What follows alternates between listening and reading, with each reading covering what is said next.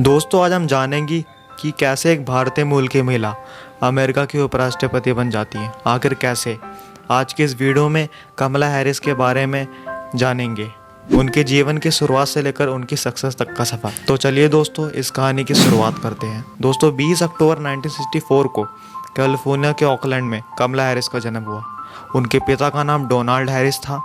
उन्होंने जमाइका से इकोनॉमिक्स में ग्रेजुएशन किया था और उनकी माता का नाम श्यामला हैरिस था और वो चेन्नई से बिलोंग करती थी। उनकी माँ चेन्नई में कैंसर शोध करता थी। उनकी माँ अपने आप को अमेरिकन से डिफाइन करती थी। कमला हैरिस बताती हैं कि मेरी माँ मेरे लिए सब कुछ है, क्योंकि उनके माता पिता का तलाक हो गया था और तलाक के बाद उनकी माँ श्यामला ने अपनी दोनों बेटियों कमला और माया हैरिस को पाला पोसा।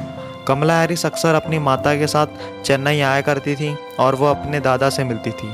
उनके दादा एक स्वतंत्रता सेनानी थे। कमला हैरिस की मां मॉनिट्रियल में मैकगिल यूनिवर्सिटी में टीचर रहीं। कमला ने अमेरिका की टॉप यूनिवर्सिटी हार्वर्ड से पढ़ाई की और कैलिफोर्निया यूनिवर्सिटी से उन्होंने लॉ की डिग्री ली। कमला ने अपनी भारतीय संस्कृति को नहीं छोड़ा, क्योंकि उनकी मां ने उन्हें बताया कि तुम्हें हमेशा मिट्टी से जुड़े रहना है, क्योंकि फूल हमेशा मिट्टी में ही निकलता है। हालांकि आगे चलकर कमला हैरिस ने लॉयर डगलस से शादी की।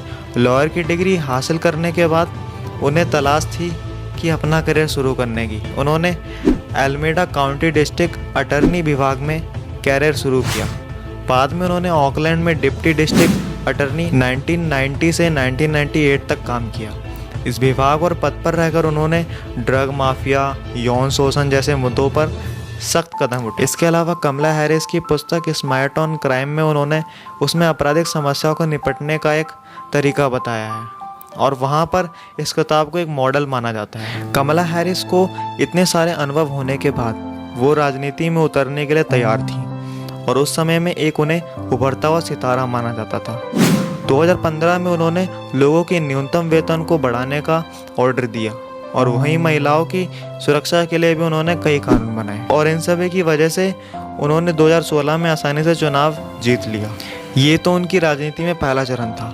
हालांकि ऐसे समय बीतने के साथ साथ कमला हैरिस आगे बढ़ती चली गई और इसके तुरंत बाद कमला हैरिस ने 2020 में अनाउंसमेंट की कि वो डेमोक्रेटिक पार्टी की तरफ से प्रेसिडेंट बनने की मांग करती हैं। लेकिन जो बाइडेन से बातचीत होने के बाद दिसंबर में जॉर्ज फ्लॉयड की वजह से कई दंगे हुए और इन्हीं दंगों की वजह से जो बाइडेन ने इस बात का फ़ायदा उठाया और उन्होंने एक अश्वेत महिला कमला हैरिस को चुना, क्योंकि इससे उनकी जीतने के चांस बढ़ रहे थे और कमला हैरिस, जो बाइडेन और उनकी डेमोक्रेटिक पार्टी को जीत भी मिली।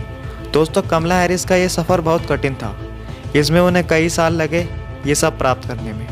दोस्तों कैसा लगा ये वीडियो कमेंट में ज़रूर बताना और ऐसी और बायोग्राफीज देखने के लिए चैनल को सब्सक्राइब कर लीजिए। आपका बहुत बहुत धन्यवाद। मिलते हैं नेक्स्ट वीडियो में।